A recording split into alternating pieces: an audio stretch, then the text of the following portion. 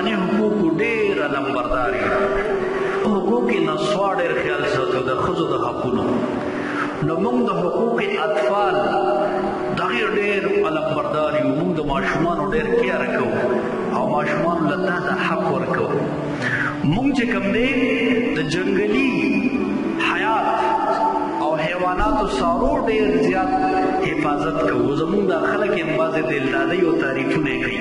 دلته د سپیانو وګوره څومره قدر دی او دلته وګوره د انسانانو قدر نشته. صرف دنیا ته یو غلطه او یو دوکهبازه چهره ښولې ده. ټولو نه اصل چهره که ته د امریکې د اهل یورپ او د دې یهودیانو کتل غواړې نو د غزه او فلسطین کې وګوره چې نه د انساني حقوقو لمبردار دي. هیومن رایټس دعوې د دې انتهایي مکاري او دوکه ده. که دوی د انساني حقوقو خیال ساتلی نو دا څه چې دوی په غزه او په فلسطین کې کوي دا انساني حقوق دي. ته په هسپتال باندې بمباري کوه، ته په معذورانو باندې بمباري کوه. هغه معصومان چې هغې د څه نه خبر نه دي، د غېږې د تی ماشومان دي او ته هغه لګیا دي شهیدان کې. ته د انساني حقوقو لمبردار یې، ته خو غټ ټیرریسټ دی، تا نه بل غټ دهشتګرد نشته. تا خو مسلمان یو سیټ ته که یو انسان په دنیا کې چې هغه د ظلم بربریت وویني نو د هغه زړه باندې څه چل کېږي چې دا انسان دومره ولې په تکلیف کې دی.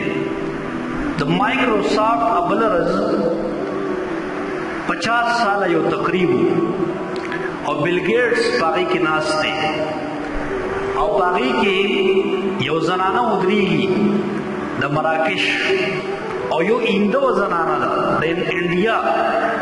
هغه د مایکروسافټ ملازمان دي او بل ګیټس ته په مخ وایي چې تاسو دا انسانانو قاتلان یې، موږ تاسو سره دا جاب وغیره نه کوو، دا جاب دې والا او د هر څه دې والا.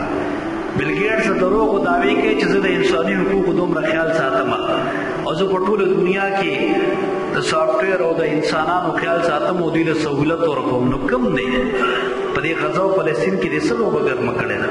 ته په دې باندې اوسه پورې یو بیان ورکړه. نو هغه زنانه دواړه وویستې د تقریب نه چې دوی بار کې دوی دا پروګرام خرابوي. پروګرام نه خرابوي، آینې ورته وښوله چې دا ستاسو اصل چهره ده. غټ دهشتګرد یې په مسلمان خو پرېږده انساني حقوقو خیال نه ساتئ تاسو. دا کوم مذهب کې دي او په کوم هغه قانون او آئین کې دي چې ته د ماشومانو باندې بمباري کوه، ته د په مسجدونو بمباري کوه، عبادتګاهونو باندې بمباري کوه، په هسپتالونو بمباري کوه. ته په کوم دین کې دي؟ دا خو په یو دین کې نه دی جایز. که ته یهودي خو ستا په دین کې دا نه دی جایز، که ته عیسائی خو ستا په دین کې نه دی جایز، که ته هر مذهب والی چېرته هم د انساني حقوقو وایلیشن داسې یو مذهب هم اجازت نه ورکوي. نو دا ستا هغه اصل چهره ده. نو ګوره د امریکې او د یورپ نغمې مه وایې. دا ډېر مکروه خلک دي او ډېر بدترین خلک دي. که دې کې دعوې وګوره نن هغه معصومان شهیدان کېږي او امریکا صدر ټرمپ او دا نور هغه یهودي نیتنیاهو لعنتي والا زیرې ورکوي چې نن مې دا چلو کو هغه بدعت ورکوي. ډېر ښه دی وکړل او ښه په خندا مذاق کې د مسلمانانو مذاق وړاوئ.